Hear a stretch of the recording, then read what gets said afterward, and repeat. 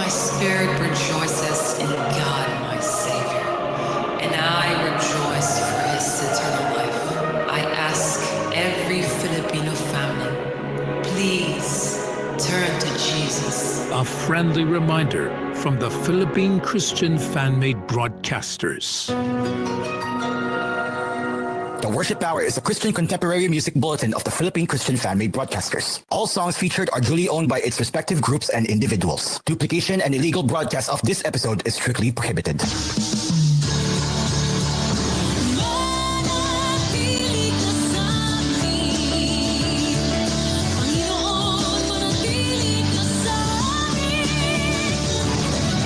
Ito ang 702 DZJS.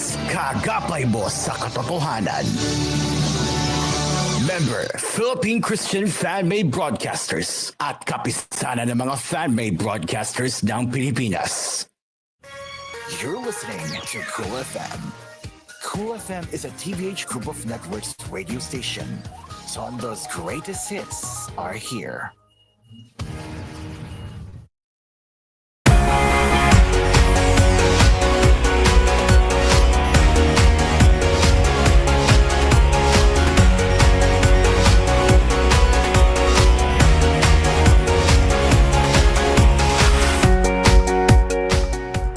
Yes, people. Hello, hello, hello. It is officially Burma. Woo! It's officially Burma.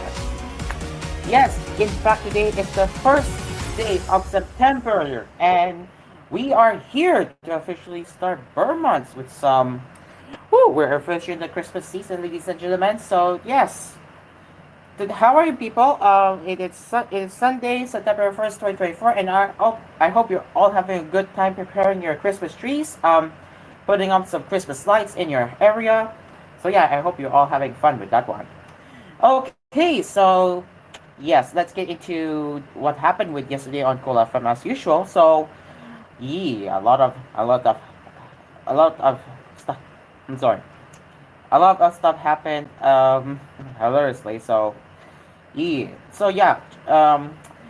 so one time Geometric and Foden got scared of some commercial that was played during the ad break of Talk with Sen, and that was that was hilarious. I find it hilarious. I was really scared. I would admit. I was not really scared. Literally, I was not really scared for some reason. But boy, oh boy, it looks like yesterday they were having fun with some. Yeah, they were having fun with the music box yesterday, and my goodness, pretty insane stuff. Yeah, pretty insane stuff. Oh man. So that's a lot of that's a lot of music comments. Oh boy. Okay. Yeah. Oh boy. Yeah. Oh boy, indeed. But yes, something happened during the sign on of koolFM, but I would say nothing happened, honestly. But yeah, there were some. I'm not gonna say some, but they were messing around with the koolFM stage voice channel while we were signing off the operations of koolFM. They were literally putting the music box during the sign up sequence. That's pretty hilarious. I'm not laughing, but I find this hilarious. So yeah, really interesting. Yeah, really interesting.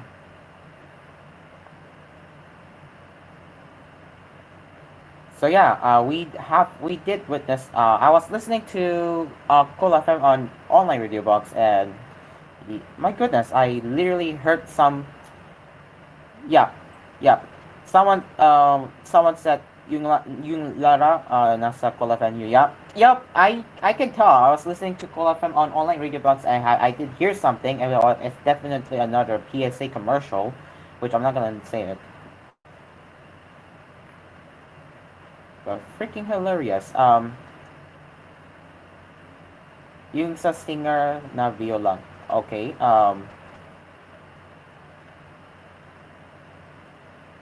But yeah, people were crazy. People were crazy yesterday. Literally, people were very crazy yesterday. I would say people were very crazy.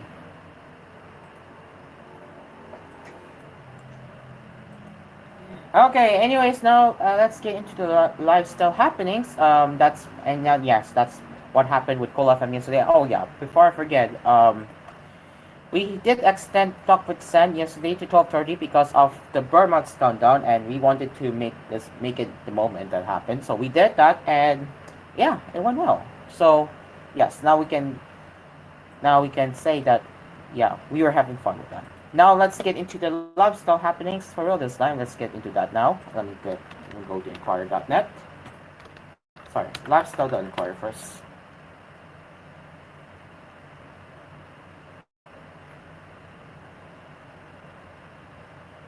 And we're gonna have to talk about that because and yeah, we're gonna talk about that one because boy, boy, look what I just saw.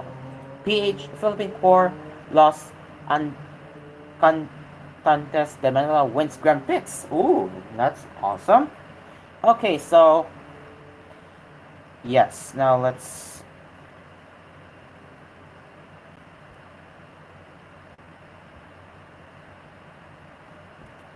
do the screen share here.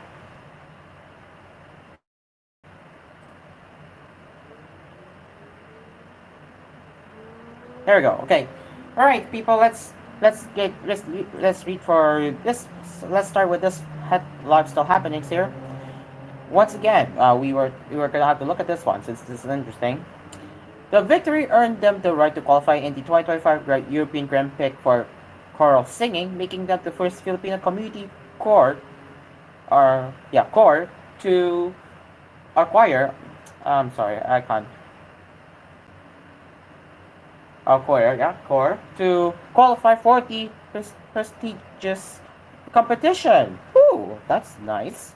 So, Los Cantantes de Manila, a community court based in Sampaloc, Manila, won the coveted Grand Prix at the recently concluded 72nd Corso Polifonico Internazionale Guido de Arezzo last August 20 to 25 in 2024 in Arezzo, Italy.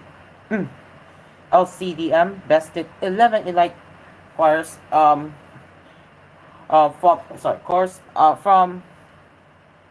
9 countries around the world by showcasing different styles of choral music in 3 competition categories: compulsory, square music, and studer music programs.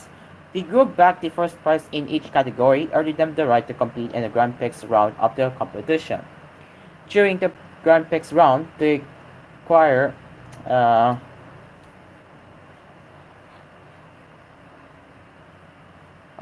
the choir emerged as the winner against fellow finalists Coro della Lupe, which is from Italy, in Music Capella from Philippines, Novi Volsi from Poland, and St. Paul's Co-Educational College Verbal Choir from Hong Kong.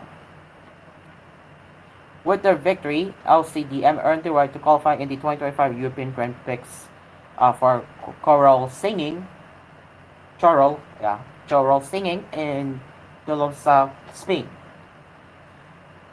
This historic feat marks Los Cantantes de Manila as the first Filipino community tour.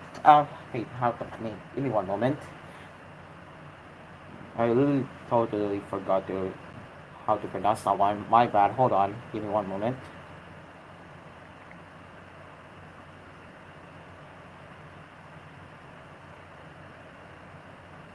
Okay, hold on. Choir, there you go. Choir. Okay. Filipino choir. To qualify for the prestigious competition. Now that we won in RSO, we have big plans for the future. We are the first Filipino community choir to compete in the European Grand Prix, and we have a responsibility to represent the country well, said Darren Vargas, the conductor of the choir. He also added, we hope that we make the country proud with our victory here in Europe. We also wish for the Philippine choral community to continue supporting us as we prepare for the GEP next year. So this is Darwin Vargas, uh, conductor for Los Cantantes de Manila, which won the certificate right here. Prior to their success in Italy, LCDM won the first prize in the skirt and free programs at the 29th Bela Bartok International Choir Competition last August 1 to 4, 2024 in Debrecen, Hungary.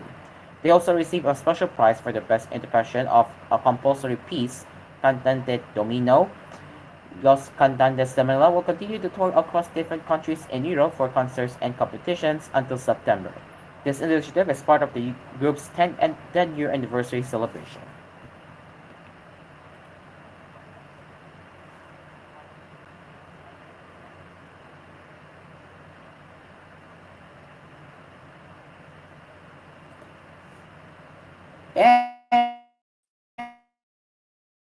And let's have another.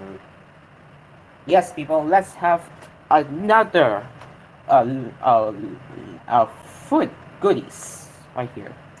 And this is coming from Lifestyle Inquirer. Inquirer Lifestyle. It's about the dual serving emotional, expressive, and essentially gimmick menus, and that is interesting. And we have yet to find out what's the restaurant called, but it's coming from it's about tandem chefs Alex Tan and Mick Lopez. So they might change the way you think about cerebral yet emotional menus. Playing on the strengths of the tandem, chefs Alex Tan and Mickey Lopez gear up for their latest menu offering at their restaurant aptly named Tandem. Even before meeting each other, it was always our dream to start our own restaurant, says Lopez. We both shared the vision of what we wanted our restaurant to be like, how we wanted to treat people, what kind of food we wanted to push out.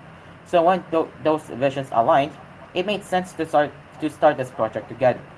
The couple spent the whole of the pandemic in the condo unit and even started an online pasta business. That time has allowed them to grow and realize their dream of putting up their own restaurant together.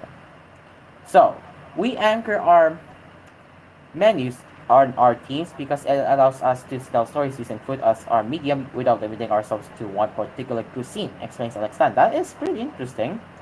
That was a good testing period. It helped us understand that we can actually work together. The things we learned during the pandemic about how to cooperate with each other are still very much applicable in the business scenario, Tan chimes in. Located in Legazpi Village in Makati, the restaurant serves eclectic dishes that surround a certain theme instead of a specific cuisine. Opening a thematic restaurant allows Tan and Lopez to express themselves beyond the plate. So that this is that, and now we know that it's called Tandem. So here is the French interiors and the modern and the touches of modern art. So here is that one. You can see it looks really cool. I would say it looks really cool. Let me just resize the window here. Yeah, there it is.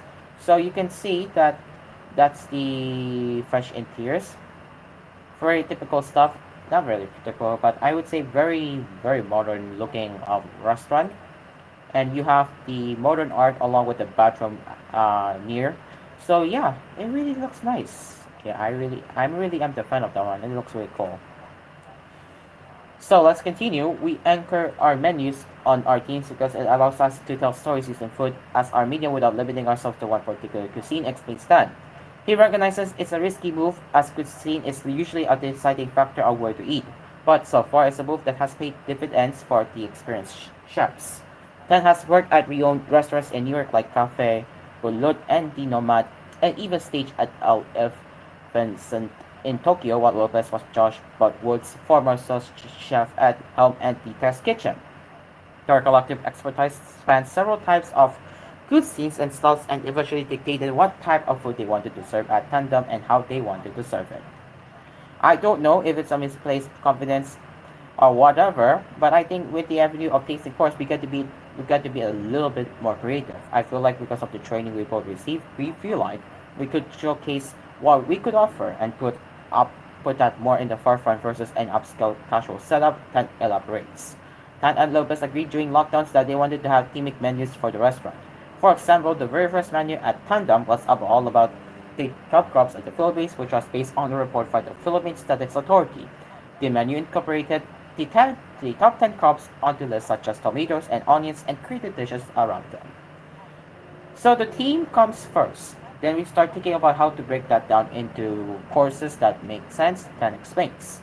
Then we break those courses down and think about the food and the flavors that might apply and how they relate to the theme. Of course, in such a way that it's not forced or gimmicky. Still whimsical, but at the end of the day, we're a restaurant. We don't just serve just stories. We want to actually serve you food that tastes good, that makes sense. The menu that the menu they just wrapped up was called Emotions, which coincided with the opening of Inside Out 2, very interesting, where they developed this just among around emotions as well as personal experiences to those emotions. So one of the dishes from the Emotions menu that is turning out to be a crowd favorite is Fear, which is a pasta dish. It's a squid link garganli with some anchovy powder, mussels, demi-sec, some dried tomatoes, and it's covered by a black olive lavash. So you really don't know what is going on. Nobody describes. So this is No Fear, which is liquid squid. Very interesting. Oh, look at that. Ooh, that really looks satisfying.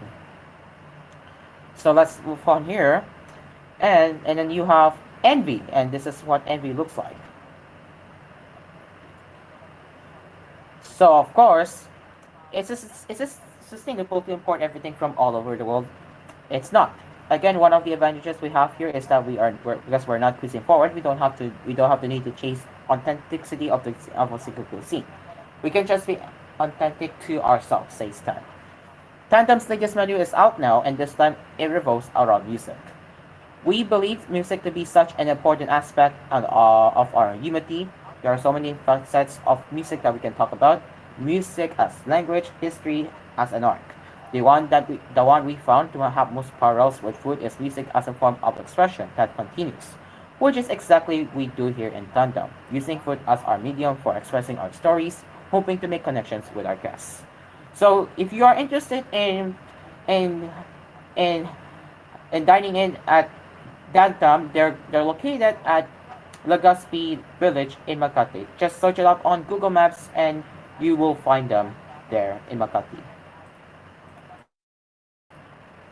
All right, and it's now 7:18 in the morning, and we will get more into more lifestyle happenings when we return here on Hello Pilipinas. Stick around.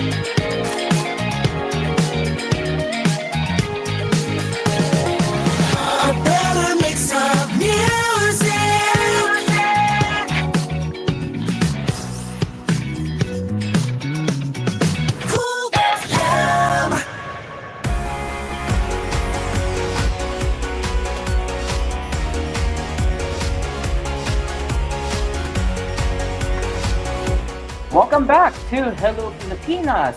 And now let's continue with our lifestyle happenings.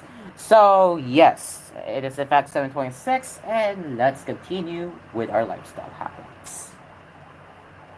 Okay, so what's interesting today to cover? Let's see.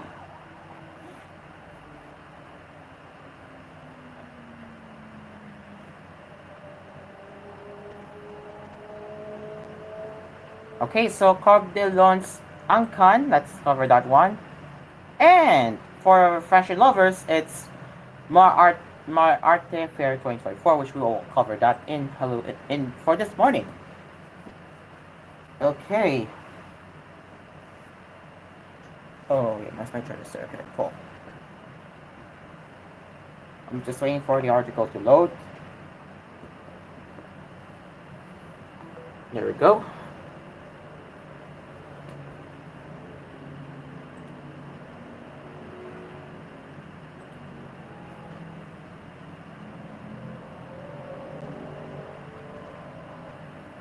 Okay, there we go. Alright, so let's get started with another round of lifestyle happenings that you may be interested in.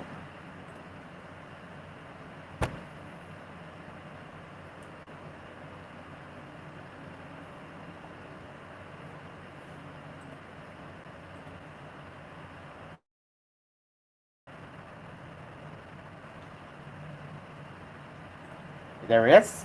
So, Carl Delon's Ancon serves fashion with a higher purpose. So, let's take a look at this beautiful woman, Filipina woman. When Carl Delon was a child, she dreamed of becoming an astronaut. She had a fascination for the cosmos, glancing constantly at the stars and the sun in the sky. But the math required for space flight just wasn't for her.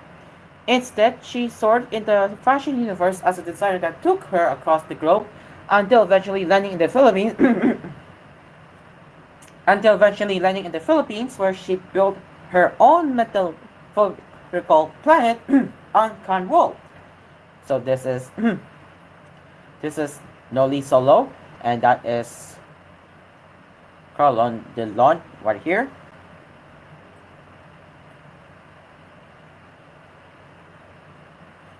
And then you have the another arc here, which we'll get in a bit. So, the energy shift from mainstream to grassroots fashion.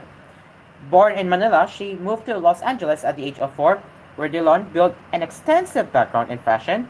As a designer in Los Angeles, she developed special products for catalogs for clients such as CBBG, Neiman Marcus, Nordstrom, and Anthropologie, after working in fashion capitals like Milan, Paris, London, and Tokyo. After years in the industry, she launched her own brand for footwear. Excuse me again. Yeah, Flock Footwear. Remember those clunky wedges in the 2010s that Rustans and other major retailers like Shop Boop, Nordstrom, Bloomingdale's, Macy's carried? Despite our roaring success, Delon reached a topping point, and this is again Carlo de Leon right here. Oh, look how beautiful she is. Yeah, look how beautiful she is, right? Look at that. That is really beautiful.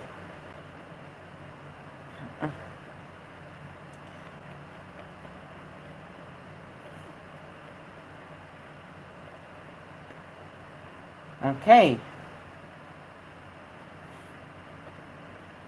So yeah, it really does look cool. Okay, let's move on here. So this is her story. It was popular, but I started to see how everyone was so demanding. When they have a good product, they just want more and more. Cloth was made in China.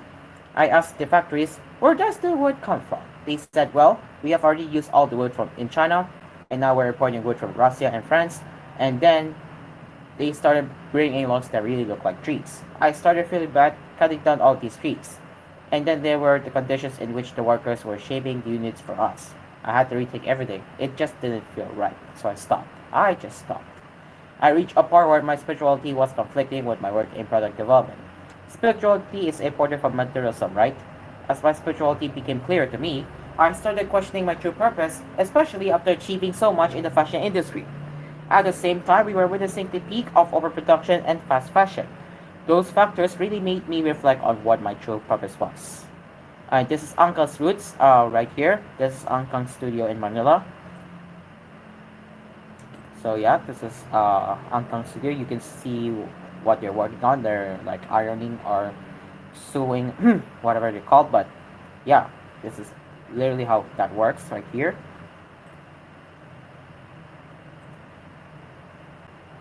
And then you have the side of the room here, which you can see the art there, and the clothes too.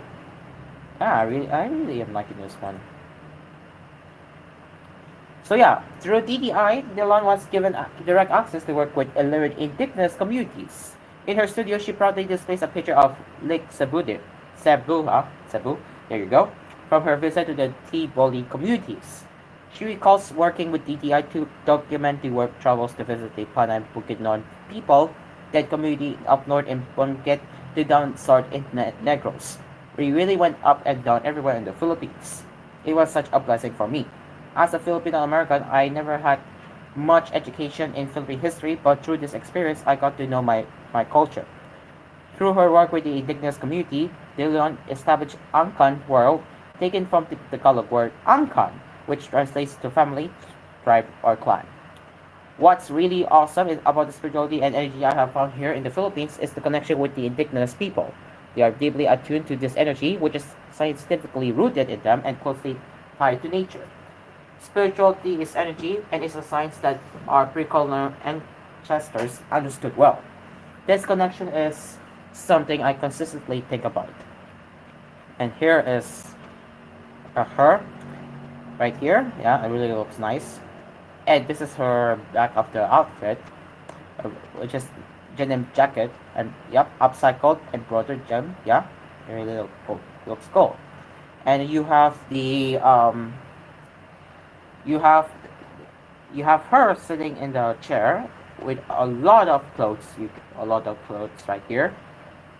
And yeah, it looks really cool. It looks really cool. Wow, damn, I would say it really looks cool. So let's continue. As she runs her hand through her drawings, she explains the symbolism, lighting both for energy, stars, and the moon, cheerful rainbows, and shapes of the anito, which she translates onto a jacket with a family touch, calling it an anita. The anita symbolizes the awakening of our inner babaylan, connecting with your energy, letting your light shine, and expanding your aura. And there you go. That's cool. The bankers' shirts represent the wolf of Wall Street bankers. Their main goal in life to make as much money as quickly possible. In the meantime, all of these bankers' shirts end up at Goodwill. They're coming from first world nations and they're being shipped to developing countries. And there's such an assess that I know for sure in the Philippines they're getting burned at the port. They're not even getting to the people that need them. In response, Delon rescues the banker shirts, strictly 100% natural cotton, giving them new life at Canton. That is awesome. So now we learn how that works. And the wait, am I missing something? Okay, so what do they use for the materials? Well, in her bags, Delon incorporates hilos in a bell retesco or scrap fabric from a friend, mixing in vintage canton fringe from Italy. For the materials of her clothing, especially denim jackets, she uses natural Philippine indigo dye from Abra. We only use natural materials, no synthetics, because it's good for your skin and because it's biodegradable. Everything we do is intentional, from every stitch to every drop of dye. I've heard from people I don't even know, they say, we love wearing your stuff. We feel happy. It's like dopamine. All the colors just feel bright and happy. And you're wearing all natural materials, so you feel better right from the start. They learn references David Gaines map of consciousness, explaining that each item has a vibrational frequency. For instance, vegetables like malunggay have high vibrational numbers, while junk food scores the lowest. Linen, she notes, has the highest vibration, followed by cotton, material shortages she carefully considers when designing. And her and and yeah. And now what's next for her is that she's now a well-connected career in her industry, that is the global fashion industry. While her designs are made in the Philippines, the brand ships worldwide, part of her intention to share the good energies of Hong Kong on a global scale. So what are the next steps? Well, they're reconsidering relaunching Flo, uh, Flogok in the future, potentially with a partner and with a stronger emphasis on sustainability. We're in the Philippines and we're known for our bakya. So I'm thinking, how can we do Flogok in that way and bring the bakyas back? She also continues to design for other brands, particularly Italian shoes, providing art direction and collaborating with companies in Florence. I am really happy to be still involved in the design capacity on the international level. As a Filipina assisting Italians in their designs, I am proud to be able to do that. So yeah, ladies and gentlemen, Carl Delon, one of the one of the Filipino girls who wants to be for astronaut turned into the fashion. This is what she does now, fashion designer. So yeah, pretty really awesome stuff. So yeah, Caro de Leon, one of the best works for Angkan. And finally, fashion lovers, we're gonna get into that one. Here's what you need to know for Market Fair 2024. We're gonna be quick here.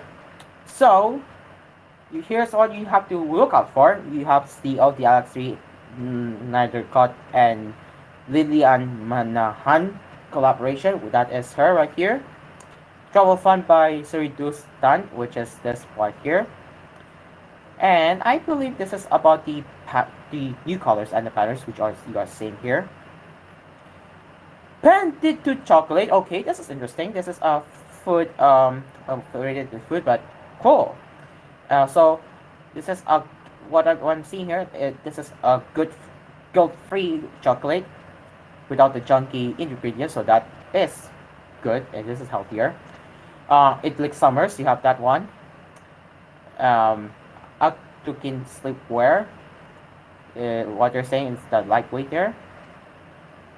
Carinosa. Ooh, Carinosa. This is the shoes right here, or yeah, whatever it's called. But yeah, it is the shoes. Baguyan. This is their outfit there. Gallery of Paints. Yep, Gallery of Paints. You will see what their paints are. Really nice, really cool.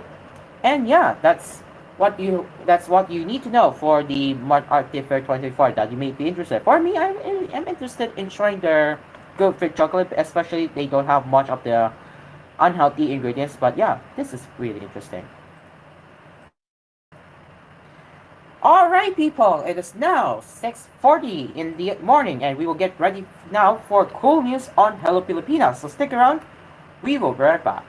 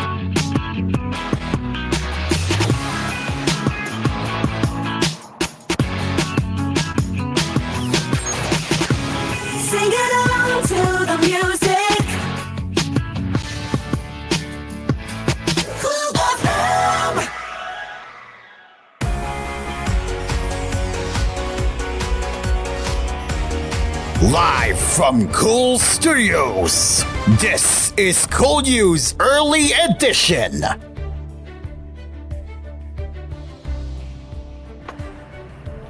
All right, a very good morning to everyone, and this is koolNews on Hello Pilipinas, and today is September 1st, 2024, and here are the headlines that you need to know for this morning. The government is unlikely to grant the request of fugitive televangelist Apollo Kibuloy for a written declaration that he will not be turned over to the United States, where he is also a wanted man, as it would mean reinsisting on Manila's obligation under its extradition treaty with Washington. This was according to Justice Undersecretary Rob Vasquez.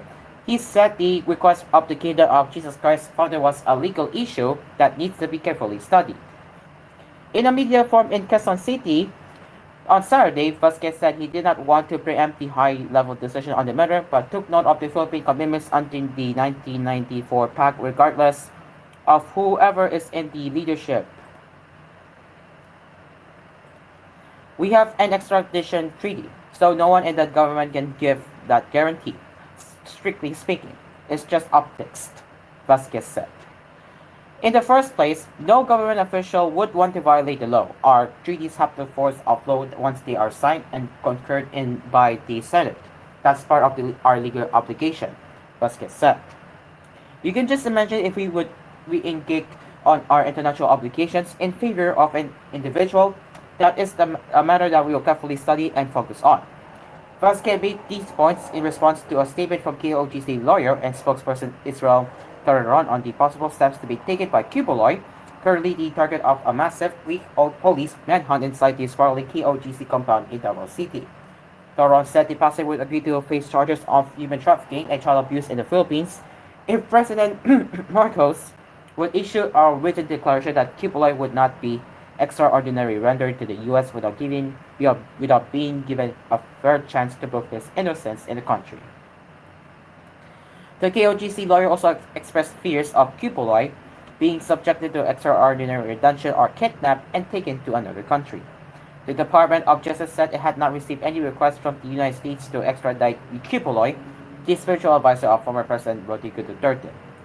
Aside from his criminal cases filed in Philippine courts, Kibuloy is facing an arrest warrant in California on charges on conspiracy to engage in sex trafficking by force, fraud, coercion, sex trafficking of children, conspiracy, and cash smuggling. Denying the charges, he had accused the U.S. government of plotting to eliminate him once he is turned over to American custody. According to Vasquez, still the best option for Kibuloy would be to come out, present himself and his evidence, and address the charges. He will be given a fair and impartial trial. Excuse me. If there is an extradition request, that could be the subject of legal processes. He can still question that and claim that he still has pending cases here. But we cannot give a guarantee to him because it's a matter that is outside of our prerogative because the US will be requesting it, not us, Vasquez said. A personal guarantee from the President or Justice Secretary Jesus Crispin Remula is a personal act that will be given much weight in view of the country's treaty obligations.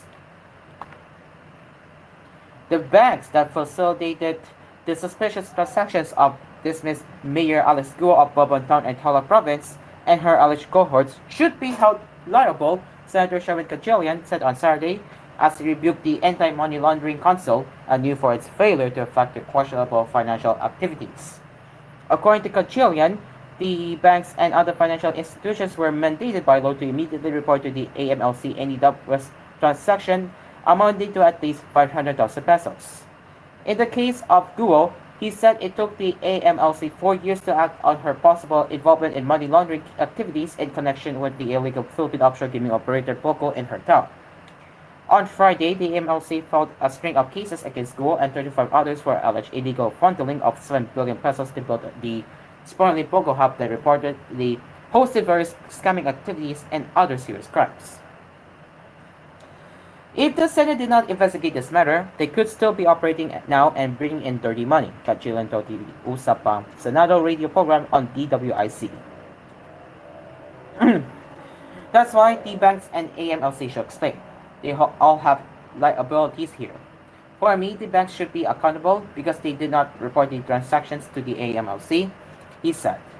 Earlier, Kachilian estimated the construction of the entire Poco complex in Bamban, which the authorities raided in March, cost as much as 6 billion pesos.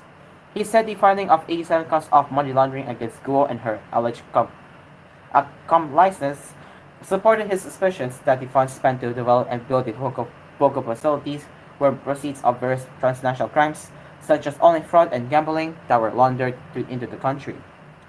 He said the failure of the banks to report the questionable transactions was a red flag that should have prompted the AMLC to act on its own. Kachilian stressed the AMLC was remiss in its job to be proactive in addressing such matter.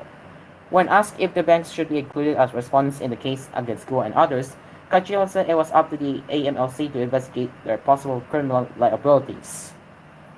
To be honest, this issue was brought up during the executive session, so definitely the banks share the accountability, he said. Kachilian also pointed out the AMLC should now conduct a similar financial scrutiny of the individuals involved in Lucky Start 99, Outsourcing Incorporated, and Woven Corporation, the companies behind the similar Poco facility in Porac, Pampanga, that authorities had also raided and closed down. He said the engineers he had consulted told him that about 5 billion pesos was needed to put up the Poco hub in Porac, which had private villas and dozens of multi-story buildings. Catherine Cassandra Leong, Lucky Start's authorities representative, was included on the list of respondents in the complaint filed by the AMLC, the National Bureau of Investigation, and Presidential Anti-Organized Crime Commission filed at the Department of Justice.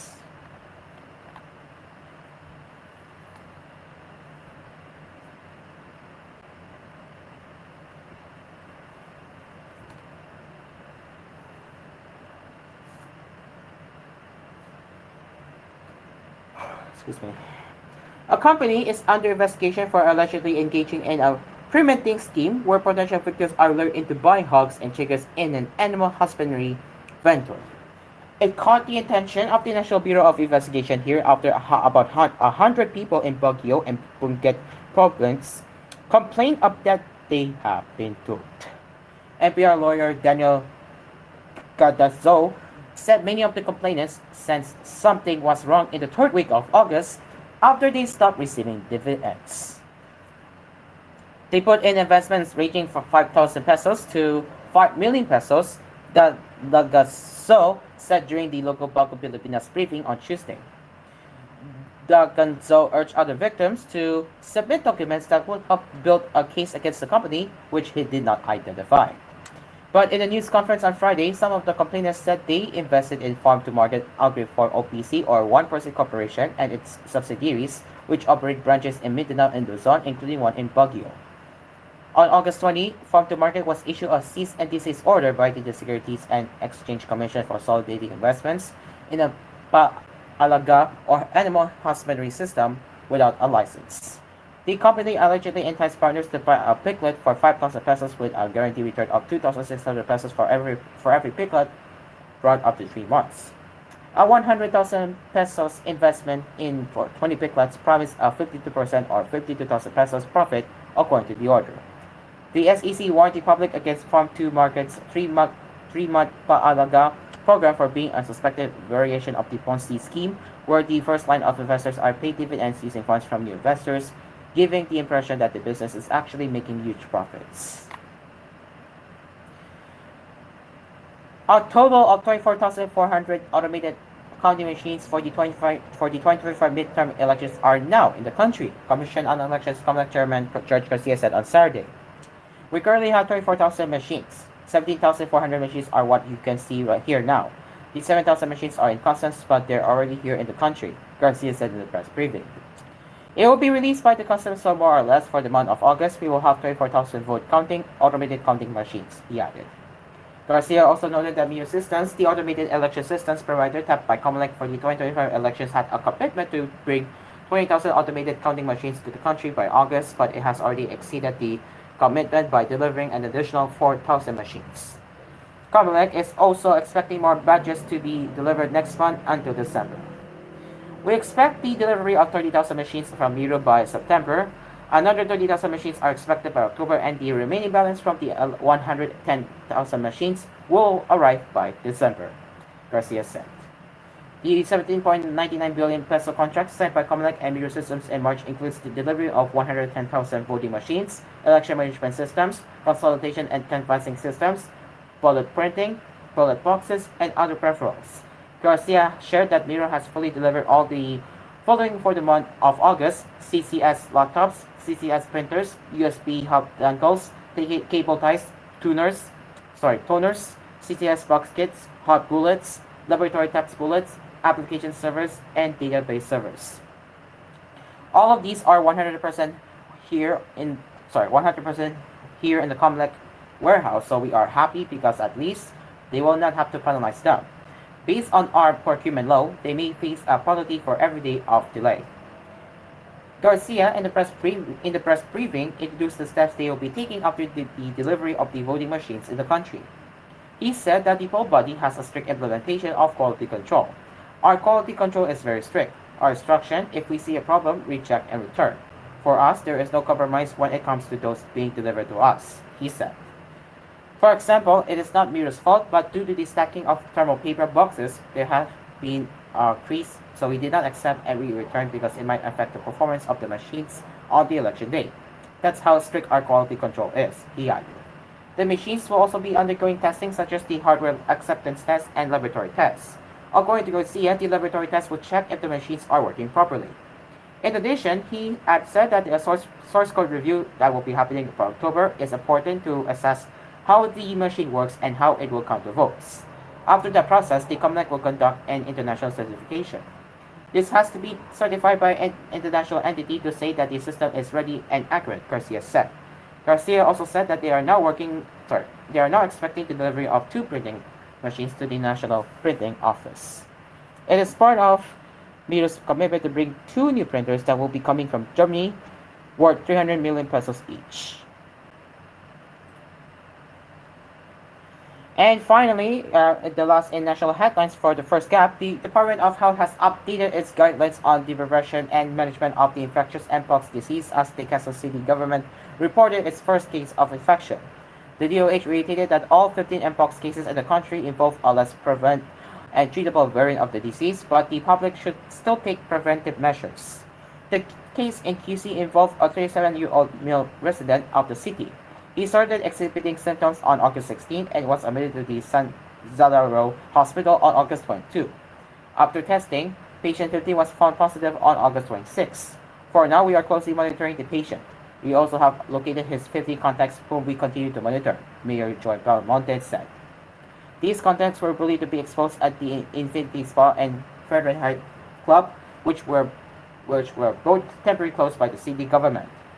Since the detection of the first mpox case this year, the city government said it has activated its own prevention and management protocols, and all healthcare workers have also been oriented about reporting and handling mpox case.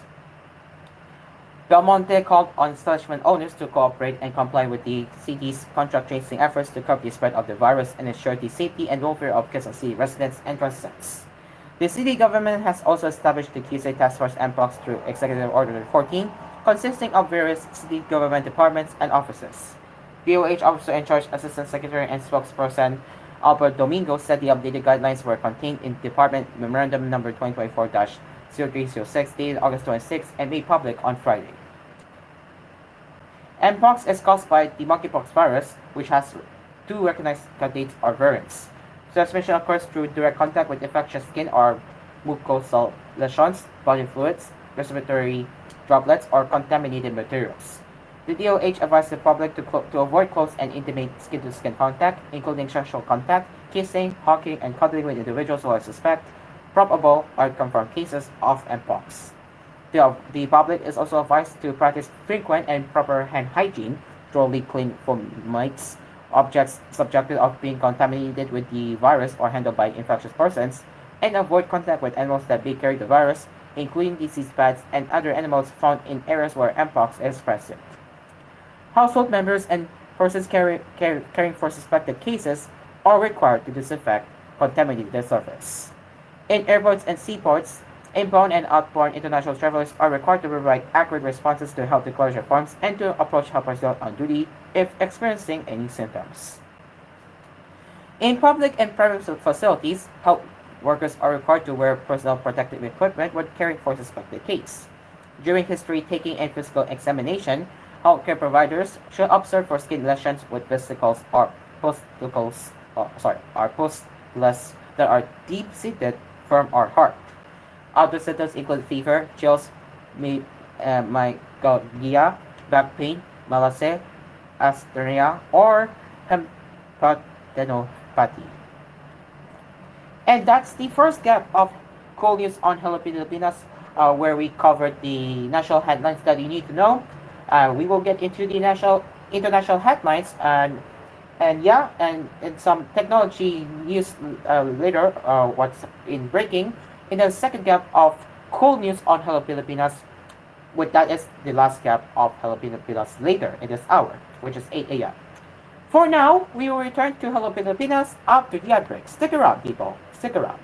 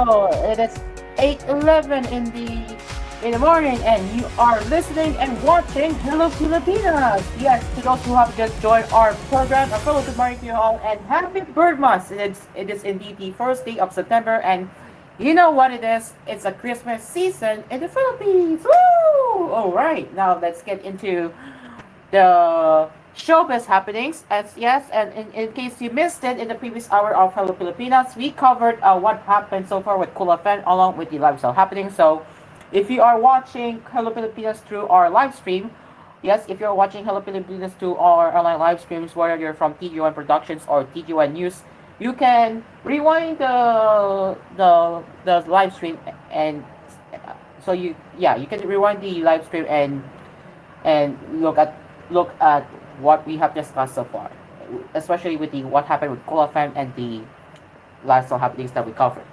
All right, now let's get into the showbiz happenings.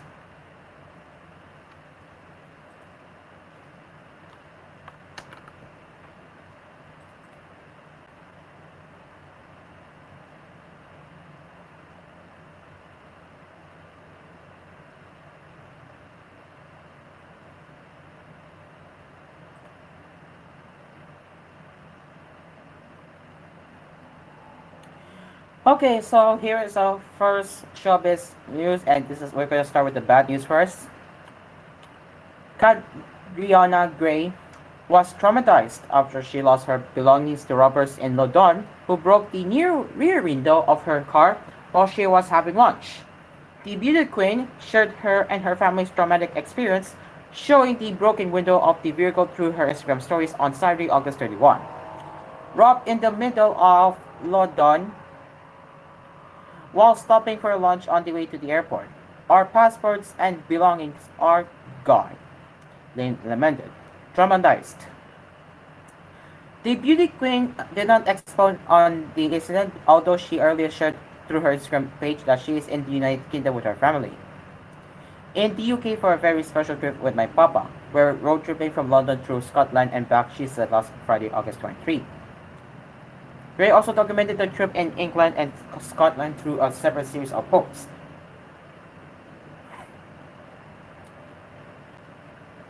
It's my first time in Scotland and my dad's first time back to his homeland since he immigrated to Australia at the age of 7 back in 1952, she captured one of the posts. And it's like I'm discovering right alongside him her heritage and family history. I'm so able to do this trip with them. Sorry, with them. Yeah.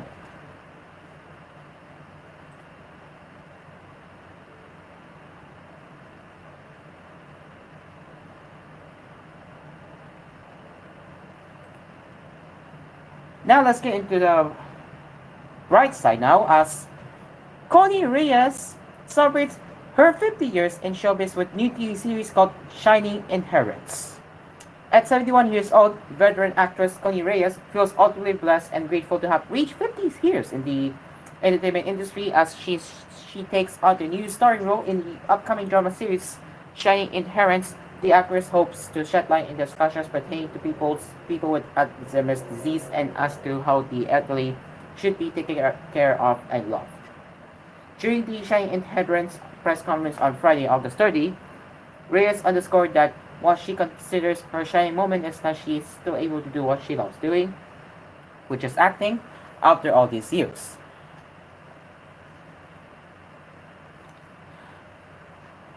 My most shining moment is probably that I'm still here. I feel like crying. You know, I am a great baby ever since. For those who are familiar with what I do, I have done, I'm just so blessed. I feel so grateful that God has allowed me to use what He has given me, the talent He has given me until now that I'm 71 years old, she expressed. This season, actress will be playing the role of Aurea de la Costa, a grandmother with Alzheimer's disease who is often neglected by her grandchildren and other family members. Because sometimes the elderly are ignored by the people around them, so it seems to me that they need to realize that these people need to be appreciated, taken care of, and loved. We will all grow old, right? We hope to be able to make people understand how to take care of those with Alzheimer, added the actress. Despite her longevity in showbiz, the Return of the Dragon actress declared that she still enjoys what she does and still has aspirations for what she wants to do next. I have been doing this for 50 years, but I still enjoy it so much. But of course, I have to pace myself, she said. I'm going to reiterate this again. I hope that one day I will have a sitcom or dramatic because you know that I know how to make people laugh also. You think it's just drama, cry here, cry there. I'm a bit tired of crying. She stated, adding that she remains grateful to GMA for giving her projects. Reyes made her first film appearance in The Return of the Dragon in 1974. She then made her maiden TV appearance on Student Canteen, a Philippine noontime variety show on GMA7. In 1977, the actress got her own television series to host titled Connie Reyes Boomer Studio. Reyes also joined the Icologa family in 1982. Reyes is known for her roles in family-oriented television dramas 100 Days to Heaven, Nathaniel, and My Dear Heart, and the movie Four Sisters and the Wedding, among others. Shining Inherence is a Philippine adaptation of the Korean drama Brilliant Legacy, and it's set to premiere on GMA Upload prime time on September 9.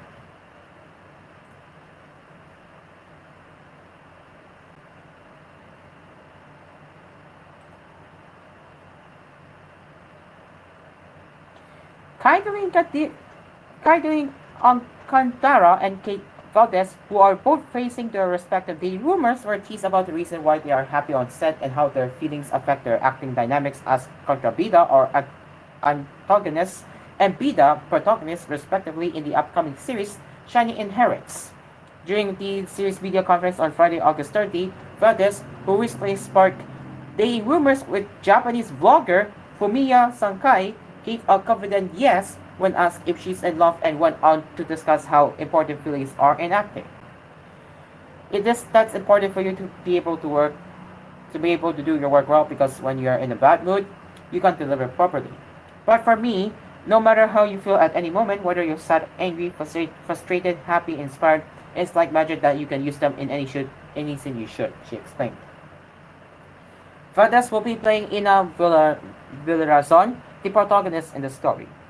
Meanwhile, Alcantara, who remained tight-lipped about their dating status with basketball player Kobe Paras, echoed her co-star's sentiments as she takes on the role of antagonist Joanna de la Costa. So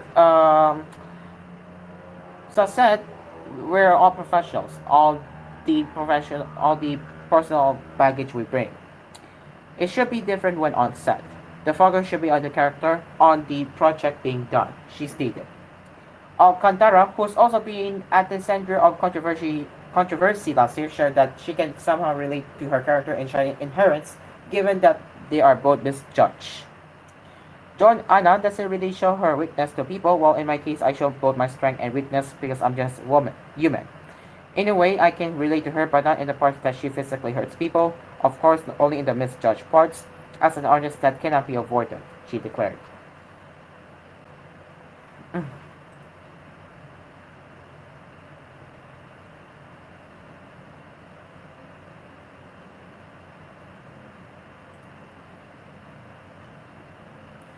The Philippines posted its best Olympics performance this year, holding 4 medals, including 2 golds from gymnast Carlos Yulo alone. A filmmaker followed the journeys of the Filipino athletes before the Paris Games and cited how much one's Paki or care contributed to the current sports climate in the country. I care so much, and this project meant a lot to me, to the people who worked hard for this, and of course, for our Olympians. And I hope this opportunity gives us a chance to see why it is that way. Director Val Yuga addressed the audience at a special screening of her documentary series Puso in Paris 2024, held in Mandaluyong City on Friday night, August 30. As storytellers, the challenge was, how do we make people care before the Olympics? At the same time, how do we care up their stories and trust it upon us? Because it was not like the usual stories of not training kami or we trained or this is what we do every day. It was deeper than that, she continued. The documentaries were filmed during the competitions and training sessions leading up to the 2024 Paris Olympics, And the 4 episodes were released before the Filipino athletes will embark on their medal quest 100 years since the Philippines first ended participation in the biggest sporting event in the world. When we were deciding that what would be the focal point of Puso and Paris, we knew that the messaging would be the Filipino Olympians or our Filipino athletes already belong to the world stage. So how are we going to show that? And how are we going to tell the story to the people who are not exposed to the day-to-day practices of our Olympians? Mayuga said. The first episode followed the roller coaster ride that Yulo took to ascend to the gymnastics greatness.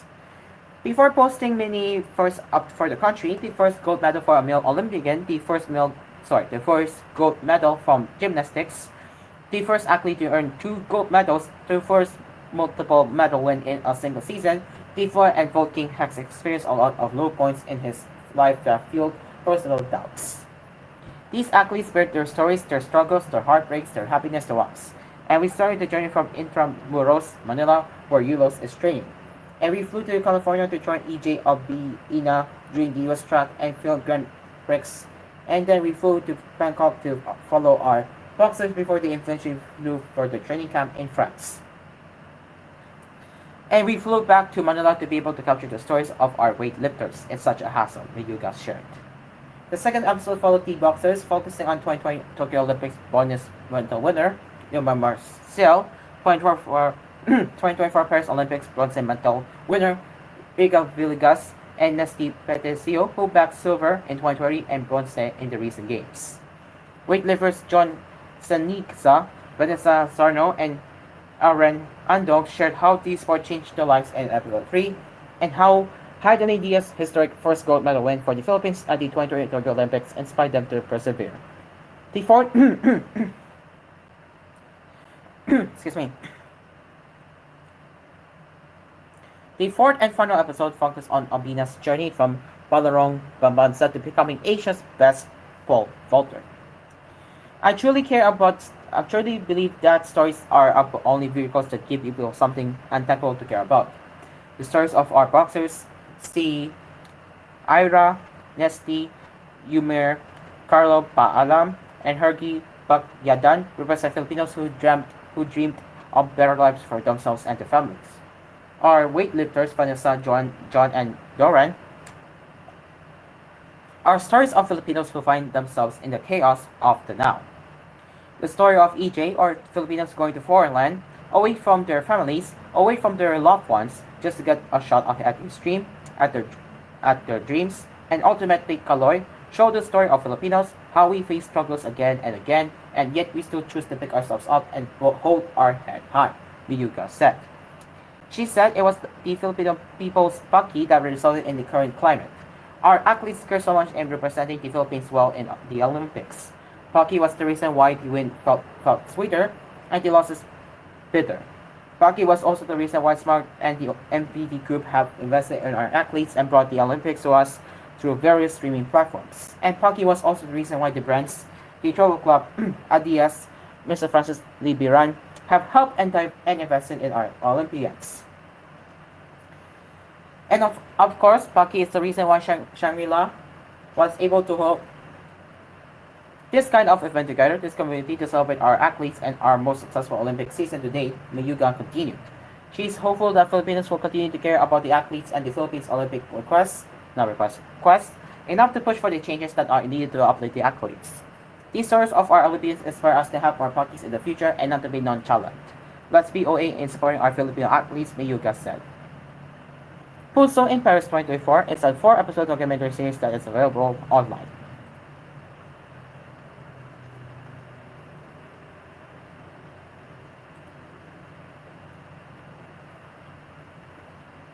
And now we get into the what's happening in United States with Hollywood and stuff. Well, this is again coming from Inquirer. One of 2 doctors charged in connection with Matthew Perry's death made his first appearance in a federal court in Los Angeles on Friday, August 30, after reaching a deal to plead guilty and cooperate with prosecutors. Dr. Mark Chavez, age 54 of San Diego, stood in court with his lawyer and told a judge he understood his rights. U.S. Magistrate Judge Juan B. Rosenbluth told him he could remain free on bond with several restrictions, including turning over his passport and not working as a doctor. He has agreed to turn over his medical license. Chavez signed an agreement with prosecutors earlier this month to plead guilty to conspiring to distribute surgical anesthetic ketamine. He did not enter his guilty plea or speak about the case, which he will do with another judge at the date to be determined. He's incredibly more remorseful, not just because it happened to Matthew Perry, but because it happened to a patient. Chavez's lawyer Matthew Bindinger sat outside court with the doctor sitting at his side. He's trying to do everything in his power to right the wrong that happened here. He didn't accept responsibility today, but only because it wasn't on the counter. Bindinger added, he's doing everything in his power to cooperate and help with this situation. Asked what he and Chavez would say to his family, Bindinger said, I'm afraid I can't answer that question other than to say that we're incredibly sorry that someone lost their life. It doesn't matter that he was a famous celebrity, and I know that he was incredibly universally loved by all. It's a shame at what happened. Chavez will be the third person to plead guilty in the aftermath of the French star photo overdose last year. Chavez also agreed to cooperate with prosecutors as he pursued others, including the Dr. Chavez worked with to sell ketamine to Perry. Also working with the U.S. Attorney's Office are Perry's assistant, who admitted to helping him obtain and inject ketamine, and then Perry Quintens, who admitted to acting as a drug messenger and middleman.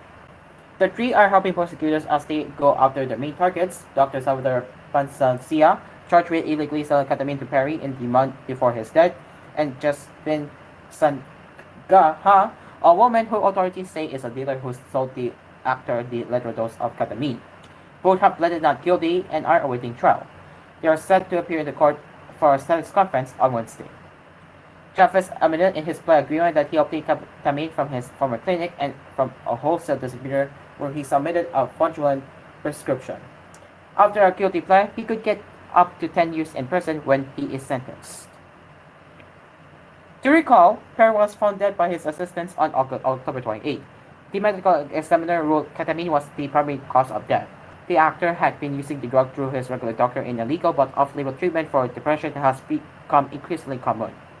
Seeking more ketamine than his doctor would give him, about a month before his death, Perry found Placencia, who in turn asked Chavez to obtain the drug for him. I wonder how much this moron will pay, Placencia texted Chavez. The two meet up the same day in Costa Mesa, halfway between Los Angeles and San Diego, and exchange at least 4 vials of ketamine. After selling the drugs to Perry for $4,500, Placencia asked Chavez if he could keep supplying them so they could become Perry's go-to. Perry struggled with addiction for years, dating back to his time on Friends, when he became one of the biggest stars of his generation as Chandler Bing. He started along Jennifer Aniston, Courtney Cox, Lisa Kudrow, Matt LeBlanc, and David Chudwimmer for 10 seasons from 1994 to 2004 on NBC's mega hit sitcom.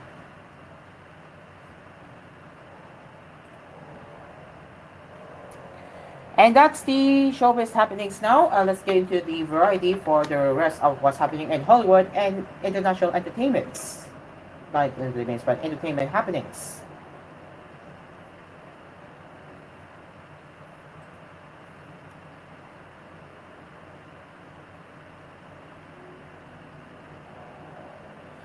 This summer always gets colder by the end. This is coming from Variety. Even in its 6th weekend, Disney's Deadpool and Wolverine is landing the top spot on domestic charts once again as theaters take in an assortment of low-performing new releases, including Dennis Quaid's presidential biopic Bria Gunn and the Blumhouse horror feature Afraid. The Marvel Studios production earned another $3.6 million on Friday, down about 26% from its daily total a week ago. Apart from a 1-week staging of number 1 to the opening fame of Alien Romulus, Deadpool and Wolverine has been dominating for over a month now. Its domestic haul should reach $600 million within the next few days, and a milestone that only 15 other releases have ever notched. The hero team-up feature comes in ahead of Afraid, released by Sony to 3,003 locations. The sci-fi trailer, which follows John Cho and Kathleen Waterston as a married couple whose AI-assisted household begins to attack their family, earned $1.3 million across its opening day in previews. These earned breakout numbers for the Chris well-directed feature, but Blumhouse employed its typically lean economic model to turn this PG-13 feature around on a $12 million production budget. The projected $4 million debut would still be an extremely quiet opening, but the film isn't a huge financial liability. Reviews are bad, and audience are called too, with a C plus grade from research firm CinemaScore. Afraid is at least far better than most of the weekend's other nationwide releases in the United States, none of which exactly seem like top priorities for critics to review the fall film festival season kicks off. Lionsgate's 1992 President Virgo that follows a shop owner staying afloat during the LA riots took in an estimate $460,000 on its opening day from 875 locations. Audience are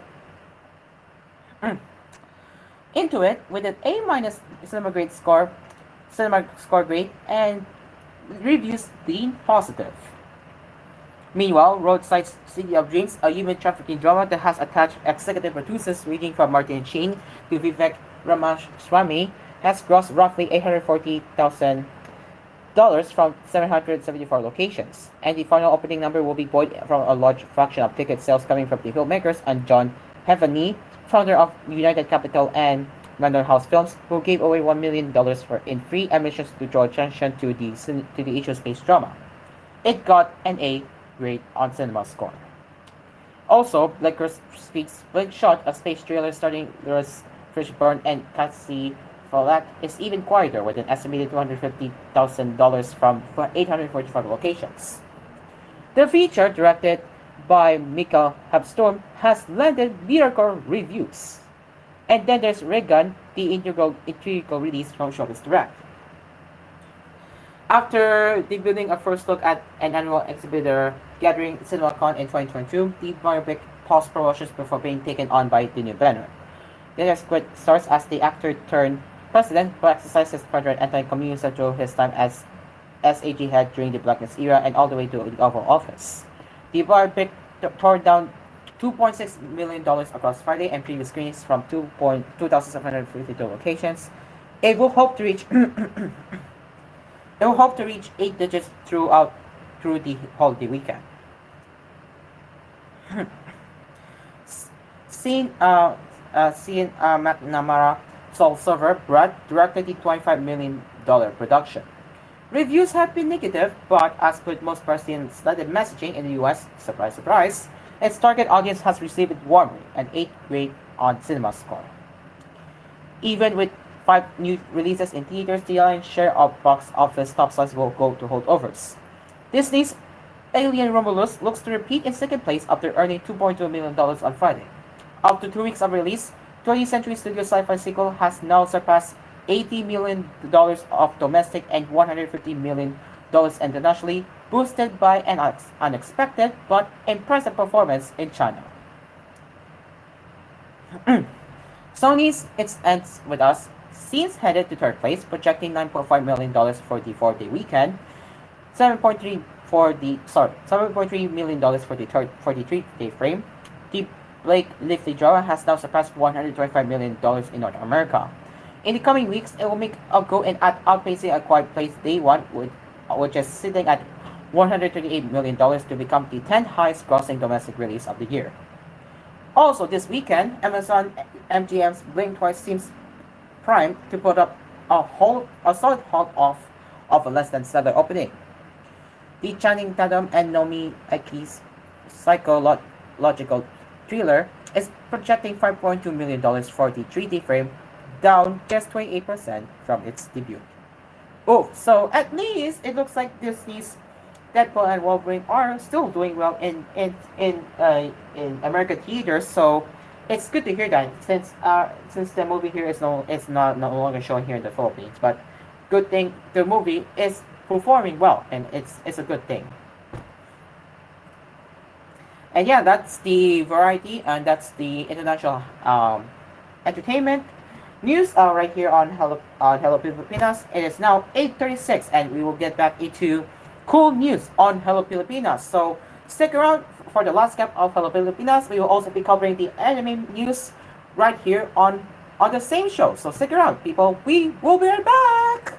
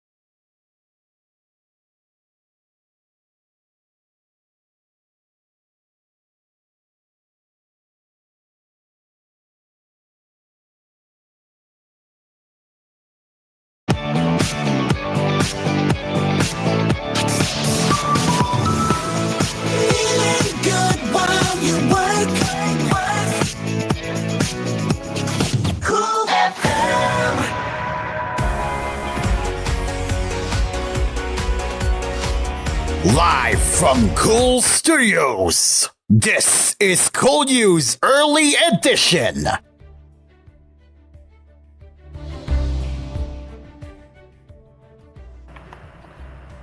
Welcome back to Cool News on Hello Pilipinas, and now let's get into the last few headlines, starting with what's happening from around the world.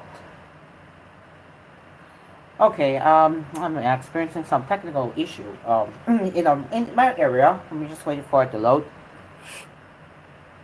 There we go. Okay. A campaign to inoculate children in Gaza against polio and prevent the spread of the virus has begun. The health ministry said Saturday as Palestinians in the Hamas governed enclave and the occupied West Bank reel from Israel's military offensives. Meanwhile, Israel's military late Saturday and hold on. I just got a call. Hold on.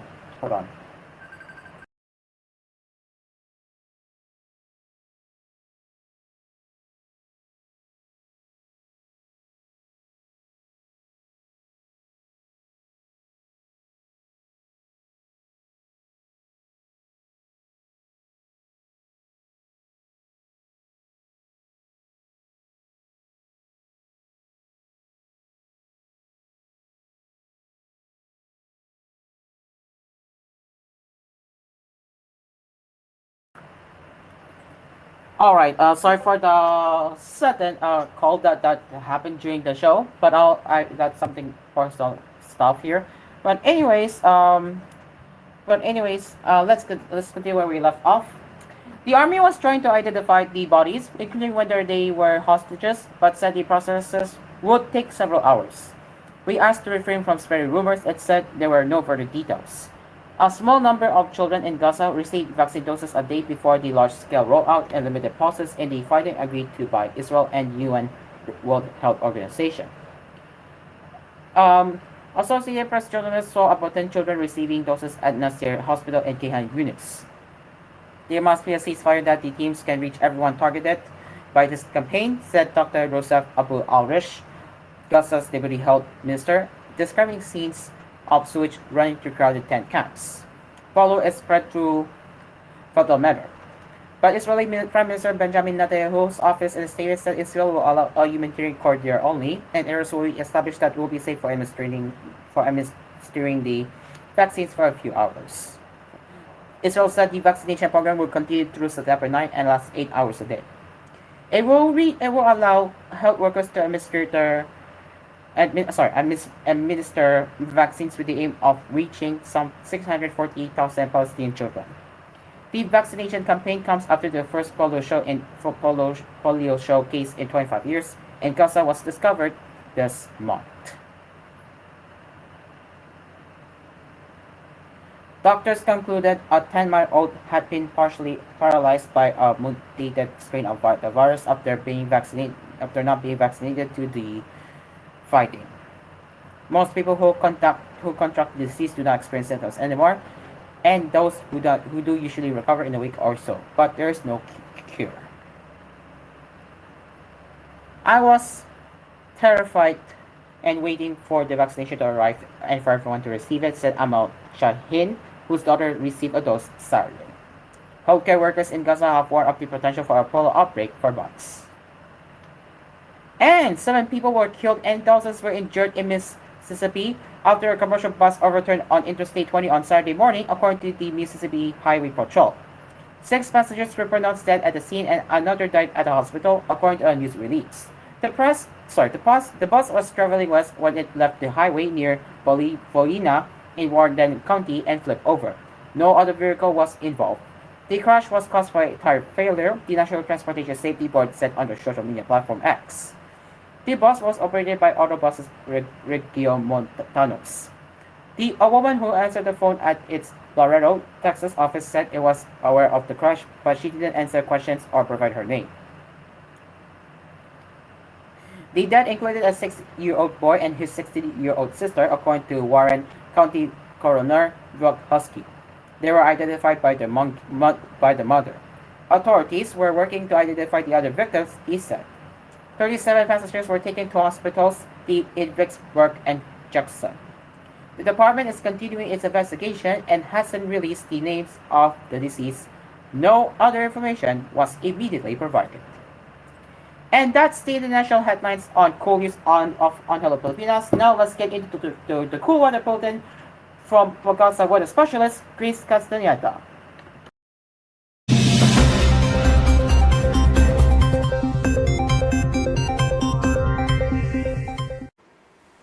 Magandang umaga sa ating lahat. Ngayon ay September 1, 2024 at narito ang update ukol sa maging lagay ng panahon sa susunod na 24 oras.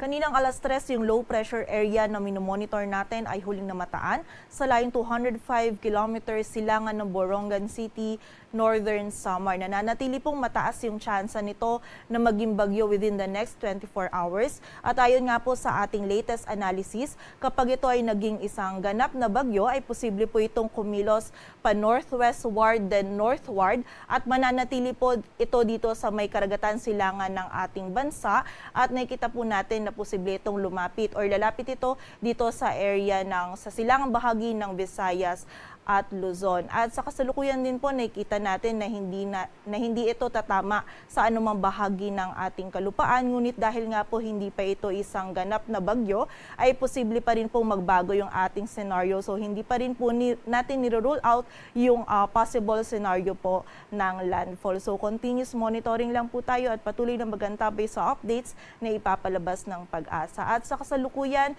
itong low pressure area nito ay nagdudulot na rin po ng kalat-kalat hanggang sa malawakang pag-ulan dito sa area ng Bicol Region maging sa bahagi din ng Eastern Visayas. And also nakakaranas din po ng mga pag-ulan ang Central Visayas at yung mga ilang bahagi din po ng Mindanao dulot po ng LPA na ito. So pag-iingat po para sa ating mga kababayan sa banta ng mga pagbaha at pagguho ng lupa. Samantala, ang southwest monsoon o habagat naman ay umiiral pa rin dito sa kanlurang bahagi ng Southern Luzon, Visayas at Mindanao. Kung saan ngayong araw, meron pa rin po tayong mararanasan ng mga kalat-kalat na pag-ulan. Dito pa din yan sa may kanlurang bahagi ng Southern Luzon, Visayas at Mindanao. At sa mga susunod na araw naman po is meron din po tayong nakikitang possibility ng enhancement ng southwest monsoon o habagat kung saan makakaranas po ng mga malakas na pag-ulan. Itong malaking bahagi ng ating bansa, lalong-lalo na po yung western section po nito, yung western section ng Southern Luzon and Central Luzon, kasama na po dyan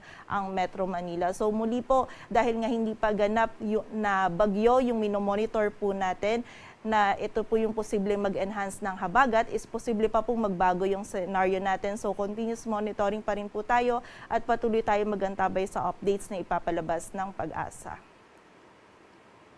At para nga sa magiging lagay ng panahon ngayong araw ng linggo, maulap na kalangitan at mga kalat-kalat na pagulan pa rin po yung ating mararanasan dito sa bahagi ng Quezon, maging sa bahagi din ng Bicol Region, dulot po yan ng low pressure area. Samantala may mga pagulan din po tayong mararanasan dito naman sa bahagi ng Mimaropa, dulot naman po yan ng habagat. So muli po, pag-iingat pa rin para sa ating mga kababayan sa posibilidad ng mga pagbaha at pagguho ng lupa. Samantala sa nalalabing bahagi naman po ng Luzon, kasama na dyan ng Metro Manila, ay meron tayong mararanasan pa din ng mga isolated o yung mga biglaang pag-ulan, pagkidlat at pagkulog, dulot po ng habagat at ng mga localized thunderstorms. Ang ating mga regional offices nagpapalabas pa rin po ng mga thunderstorm advisories or mga babala ukol sa mga pag-ulan na ito.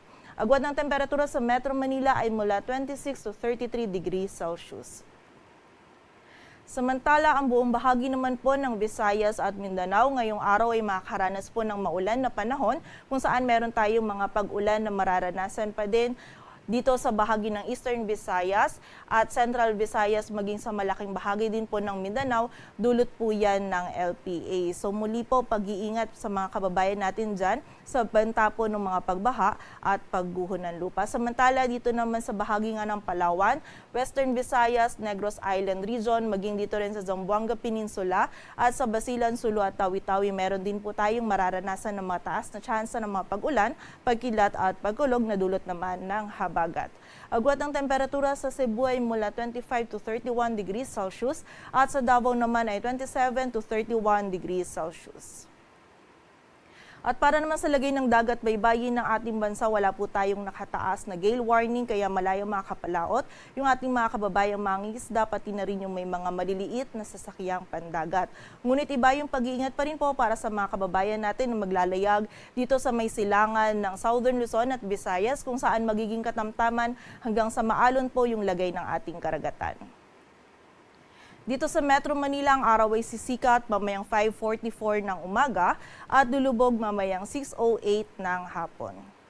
At para naman po sa karagdagang impormasyon, ngayong buwan ng Setyembre ay 2 hanggang 3 bagyo yung maaari pong mabuo or pumasok sa loob ng ating area of responsibility kung saan ayon nga po sa ating climatology track ng bagyo tuwing buwan ng September ay posible po itong tumawid or mag-cross dito sa area ng Southern Luzon to Central Luzon area or maaari din naman po dito sa may Northern Luzon area and posible din po na meron tayong senaryo na ito ay magre-recurve or hindi po ito maglalandfall sa anumang bahagi ng ating kalupaan. At yung mga susunod nga po na pangalan ng ating mga bagyo ay Enteng, Ferdy at Henner. Patuloy po tayong magantabay sa updates na ipapalabas ng Pag-asa at para sa mas kompletong impormasyon, bisitahin ang aming website pag-asa.dost.gov.ph. At yan po muna ang latest dito sa Weather Forecasting Center ng Pag-asa. Grace Castañeda, magandang umaga po. Thank you very much, Chris Castañeda, and damn, that is quite a lot of typhoons, I should say. So so that's what she just said, that we will be witnessing 2 to 3 typhoons. So we're gonna have to get well prepared for that one because oh boy, since this is a month season, typhoons can ruin you. Anyways, that is it for Cool News on Hello Pilipinas. As always, if you have any news suggestions or feedback you want to share, you can get in touch with us at tvh.news@gmail.com. And we will be back serving you more news headlines with Cool News at noon later at 12 noon. Until then, I'm Cairo, and now let's get back into Hello Pilipinas for the last few minutes of the show.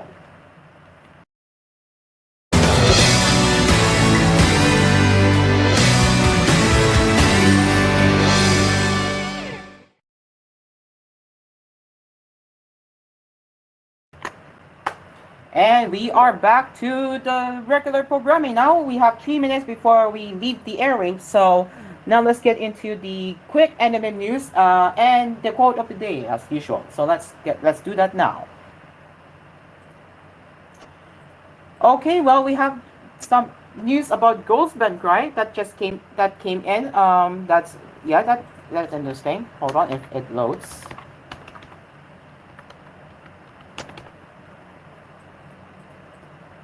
Okay, so Ghost Band anime is getting a video game.